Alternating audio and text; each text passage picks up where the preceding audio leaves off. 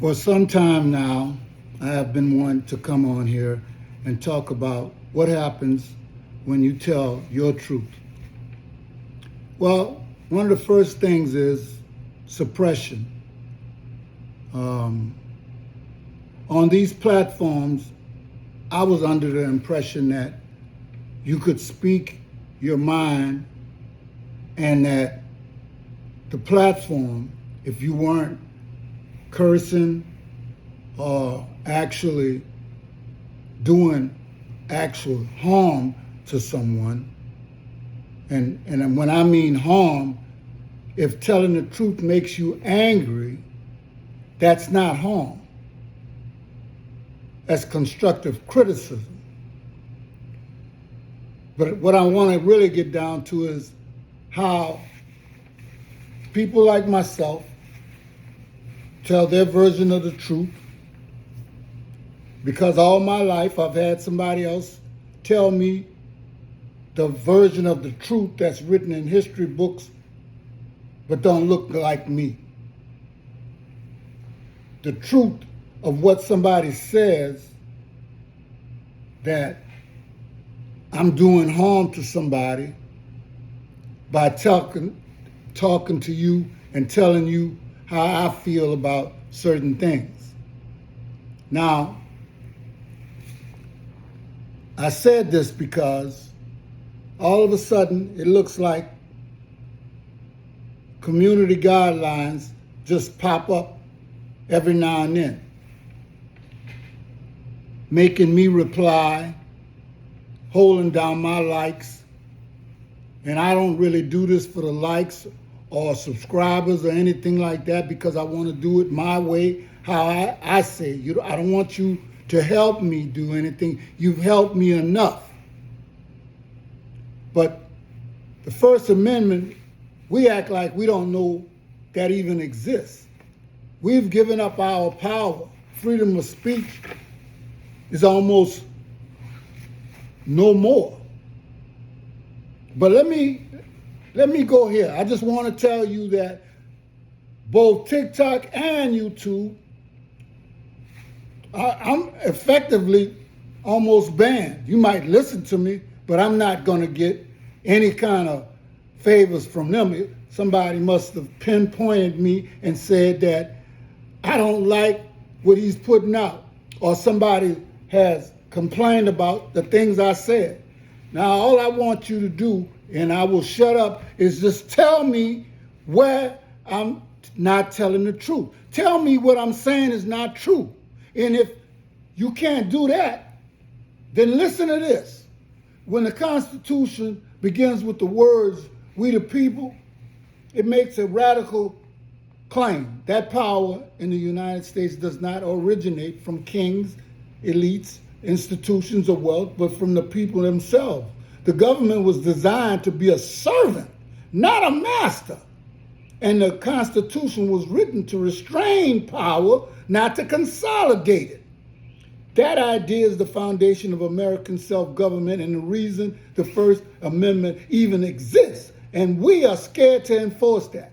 The First Amendment was never meant to protect polite speech or convenient options. It was written to protect disruptive speech, the kind that challenges authority, exposes wrongdoing, and forces uncomfortable truth into the open.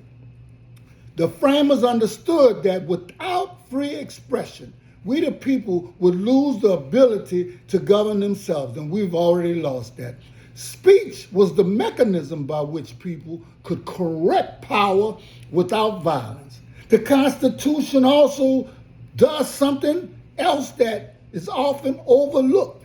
It admits imperfection. The phrase "to form a more perfect union" is not a declaration of completion. It is an acknowledgement of unfinished work. And we got so much work to do, it's a shame. It recognizes that power left unchecked tends to concentrate, and that each generation must rebalance the relationship between the governed and those who govern. And we are the people that put those who govern in office, and we're not doing anything about it. A more perfect union assumes that ongoing participation, dissent, and accountability. The idea is inherently threatened to entrenched power. A system built on popular sovereignty cannot remain comfortable for those who benefit most from the status quo.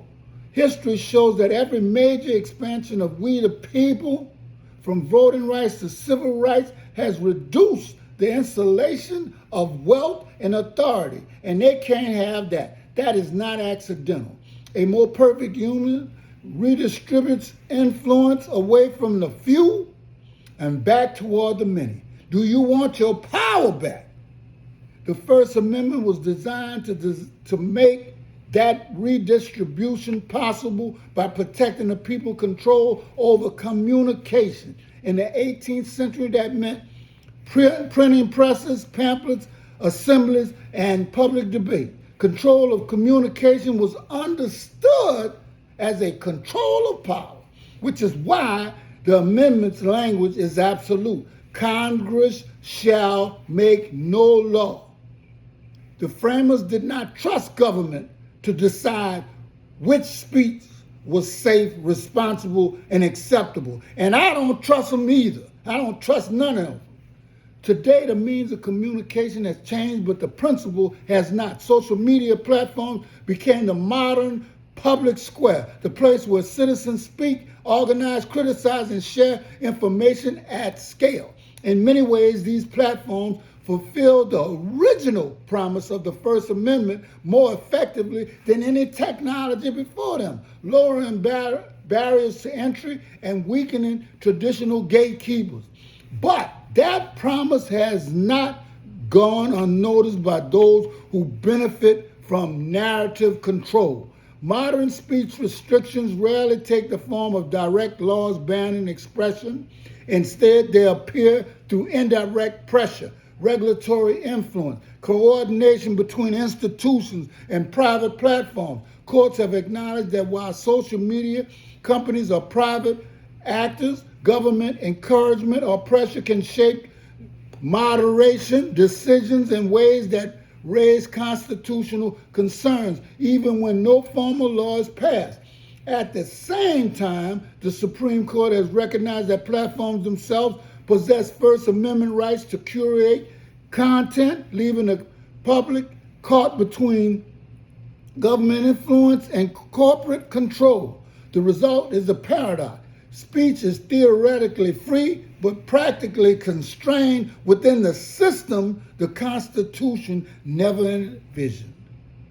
This matters because popular sovereignty depends not just on the right to vote, but on the ability to communicate freely among voting, to question, to criticize, and to dissent.